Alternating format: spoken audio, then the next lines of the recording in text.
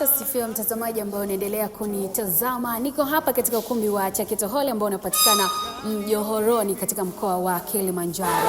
Na nyuma yangu ni maandalizi makubwa kabisa ambayo yanaendelea kuiandaa ile ibada kubwa ya kihistoria siku ya kesho, siku ya Jumamosi ya tarehe 20, ibada kubwa ambayo imeandaliwa na mtumishi wa Mungu Pastor Robert Daniel kwa ajili ya kurejeshewa vile vyote ambavyo umevipoteza katika ulimwengu wa rohoni, lakini pia katika ulimwengu wa mwilini. Na kongamano hili kubwa kabisa linaenda sawa sawa na neno la Mungu katika kitabu cha Joel 2 mstari wa 25 mpaka mstari ule wa 26. Ni kongamano kubwa kabisa ambalo litaanza majira saa 2 kamili asubuhi mpaka majira ya saa 8 kamili za mchana. Hakikisha ukosi kufika mahali hapa kwa ajili ya kuja kurejeshewa vile vya kwako ambavyo umevipoteza katika ulimwengu wa roho, lakini pia katika ulimwengu wa mwili. Mtumishi wa Mungu anakualika mahali hapa kama ambavyo unaona maandalizi yanaendelea kwa ajili ya kuja kupokea na kurejeshewa vitu vya kwako vya thamani. Ni hapa katika ukumbi wa Chakito Hall unaopatikana Mjohoroni